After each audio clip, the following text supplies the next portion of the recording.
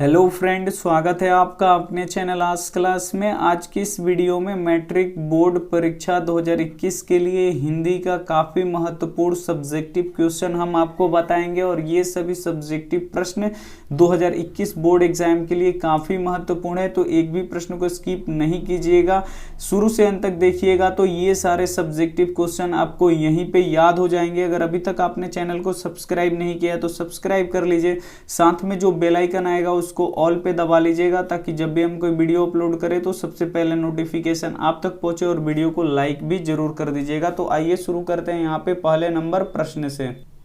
यहाँ पे पहला प्रश्न काफी महत्वपूर्ण है। पहला प्रश्न है, अंबेडकर किस विडंबना की बात करते हैं? विडंबना का स्वरूप क्या है? यहाँ पे बोला गया कि अंबेडकर हैं वो किस विडंबना की बात करते हैं और विडंबना का क्या स्वरूप है। तो यहाँ पे उत्तर देख लीजिए, अंबेडकर जाति प्रथा को विडंबना मानते हैं क्योंकि आज शिक्षा और सभ्यता के विकास के बावजूद भी इस प्रथा को मानने वाले पोषक तत्व बड़ी संख्या में है। इसका स्वरूप जाति विभाजन के साथ साथ श्रमिक विभाजन का भी है। तो यहाँ पे जो डॉक्टर भीमराव अंबेडकर हैं उनके द्वारा साफ माना गया है कि जो जाति प्रथा है वो सबसे बड़ी विडंबना है। आज भी लोग क्या करते हैं कि जाति के साथ उसके काम को भी जोड़ देते हैं। जैसे अगर लोहार है तो लोहार का जो बेटा है उसको भी बोल लेंगे लोग कि वो आगे चल के वो भी लोहार वाला ही काम करेगा। और जो यहाँ पे बढ़ई है तो बढ़ई का अगर लड़का है तो उसको भी बोला जाएगा कि आगे चल के ये भी बढ़ई बनेगा। तो ऐसा बिल्कुल नहीं है, वो बच्चा आगे चल के डॉक्टर भी बन सकता है, इंजीनियर भी बन सकता है, प्रधानमंत्री भी बन सकता है। तो यहाँ पे लोग आज शिक्षा और सभ्यता में काफ़ी उनका विकास भी हो चुका है, लेकिन ऐसे सोच रखने वाले लोग अभी बहुत ही बड़ी संख्या में हैं। और यही सबसे बड़ी विडंबना है कि यहाँ पे लोग जो काम करते हैं उसी के साथ उसका धर्म भी जोड़ देते हैं और धर्म के साथ उसका काम भी जोड़ देते हैं। उम्मीद करते हैं ये प्रश्न आपको समझ में आ चुका है। आइए देखते हैं अगला प्रश्न। यहाँ पे दूसरा प्रश्न देखिए, काफी महत्वपूर्ण है। दूसरा प्रश्न यहाँ पे देखिए, कासू और मदन के बीच झगड़े का क्या कारण था? इस प्रसंग द्वारा लेखक क्या याद दिलाना चाहता है? यहाँ पे बोला गया कि कासू और मदन के बीच झगड़े का क्या कारण था। तो आइए समझते हैं। यहाँ पे लिखा है, कासू और मदन के बीच झगड़े का कारण कासू की लट्टू खेलने की ललक है और मदन द्वारा उसे खेलने से इनकार करना था। लेखक इसके द्वारा बच्चों की ईर्ष्या और इनकार को दिखाना चाहता है। यहाँ पे जो कासू और मदन है उसके बीच झगड़े का क्या कारण है? जो कासू है वो लट्टू खेलना चाहता है और जो मदन है वो उसे लट्टू खेलने नहीं देना चाहता है। इसी के बीच वो उन दोनों के बीच में झगड़े का कारण क्या है? तो लट्टू खेलना ही है। और इसमें लेखक क्या दिखाना चाहते हैं? जो बच्चों की ईर्ष्या है और इनकार है वही ये दिखाना चाहते हैं। तो उम्मीद करते हैं ये भी प्रश्न आपको आसानी से समझ में आ गया होगा। तो वीडियो को आप लोग लाइक करते चलिए। तो आइए देखते हैं अगला प्रश्न। यहाँ पे 3 नंबर प्रश्न यहाँ पे देखिए, मैक्स मूलर के अनुसार सच्चे भारत का दर्शन कहाँ हो सकता है और क्यों? यहाँ पे जो मैक्स मूलर है उनके अनुसार जो सच्चे भारत का दर्शन है वो कहाँ हो सकता है? तो आइए इसका उत्तर देख लेते हैं। मैक्स मूलर के अनुसार सच्चे भारत का दर्शन मुंबई, कोलकाता, चेन्नई जैसे शहरों में नहीं बल्कि सच्चे भारत के दर्शन गांवों में हो सकता है, क्योंकि इसकी सर्वाधिक आबादी गांवों में बसता है।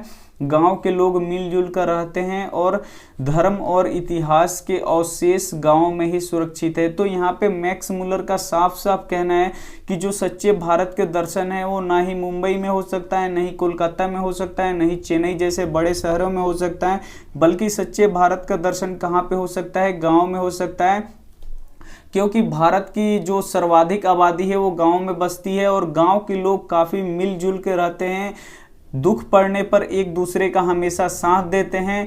और यहाँ पे जो धर्म और इतिहास के जो अवशेष हैं वो गांव में ही सुरक्षित है। तो ये भी प्रश्न उम्मीद करते हैं आपको समझ में आ चुका होगा बिल्कुल। तो आइए देखते हैं यहाँ पे अगले प्रश्न। तो यहाँ पे देखिए अगला प्रश्न काफ़ी महत्वपूर्ण है 2021 बोर्ड एग्जाम के लिए। तो यहाँ पे 4 नंबर प्रश्न देखिए, बढ़ते नाखून मनुष्य को क्या याद दिलाता है। जो यहाँ पे देखिए बोला गया कि जो बढ़ता हुआ नाखून है वो मनुष्य को क्या याद दिलाता है। तो आइए समझ लेते हैं इसको। तो यहाँ पे देखिए बढ़ते नाखून मनुष्य को पशुता प्रवृत्ति को याद दिलाता है।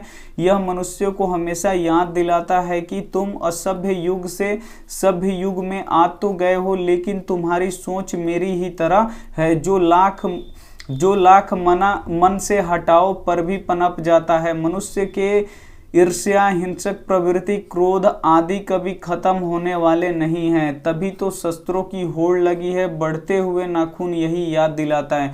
यहाँ पे जो बढ़ता हुआ नाखून है वो किसकी याद दिलाता है? तो जो पशुता प्रवृत्ति, जो हम लोग पहले पशुओं की तरह अपनी जिंदगी को व्यतीत किए हैं, जब आदि मानव थे हम लोग, जब यहाँ पे पशु की तरह जिंदगी व्यतीत करते थे, तब की ये नाखून है हमें ये क्या करती है, याद दिलाती है। जो जब हम लोग असभ्य युग में रहते हैं थे और असभ्य युग से जब हम लोग आज सभ्य युग में आ गए हैं, पर भी हमारी सोच नहीं बदली है। वही पुरानी सोच है जिसमें ईर्ष्या, हिंसक, एक दूसरे को देख के जलो, क्रोध करो, ये कभी हम लोगों के दिमाग में खत्म होने वाला नहीं है। तभी तो शस्त्रों की होड़ लगी है और एक मतलब बहुत ही नए नए शस्त्रों, आदमियों को खत्म करने का यहाँ पे शस्त्रों का बहुत ही बड़ी मात्रा में उत्पादन हो रहा है। और यही बढ़ते हुए नाखून हमको याद दिलाता है कि जो मानवता है वो मानवता हम लोगों में नहीं है।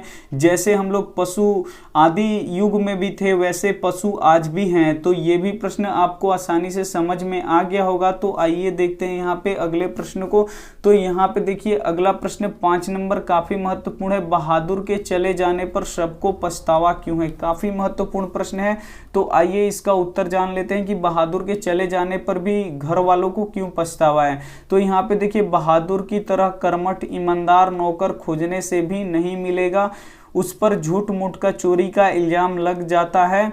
बहादुर इससे सहन नहीं कर पाता है और लेखक के घर से अपना भी सामान छोड़कर चला जाता है। इसी बात को सबको पछतावा है। जो बहादुर है वो क्या है? कर्मठ है, यानी काम, जो भी काम है वो काम करने में कुशल है।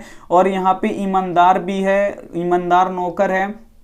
और ऐसे नौकर खोजने से नहीं मिलेगा। अब उस पर क्या होता है कि झूठ मूठ का चोरी का इल्जाम लग जाता है और बहादुर एक कर्मठ और ईमानदार है, वो इसे सह नहीं पाता है। और लेखक के घर जो अपना भी सामान होता है, वो कपड़े होते, जूते होते, उसको छोड़ देता है और खाली यहाँ से लेखक के घर से चला जाता है। और इसी बात को सबको दुख होता है कि उस पर चोरी का इल्जाम भी लगता है और अपना सामान भी नहीं लेता है और पैसा भी नहीं लेता है जो लेखक के घर वो काम किया था, और ऐसे ही छोड़ के लेखक का घर चला जाता है। इसी बात को सबको पछतावा है। आइए देखते हैं अगला प्रश्न। यहाँ पे अगला प्रश्न देखिए 6 नंबर काफी महत्वपूर्ण है। 6 नंबर प्रश्न यहाँ पे देखिए मछली और दीदी में क्या समानता दिखाई देता है, स्पष्ट करें। जो मछली और दीदी है उसमें क्या समानता दिखाई देता है वो क्या कर देना है, स्पष्ट कर देना है। तो आइए समझते हैं क्या समानता है।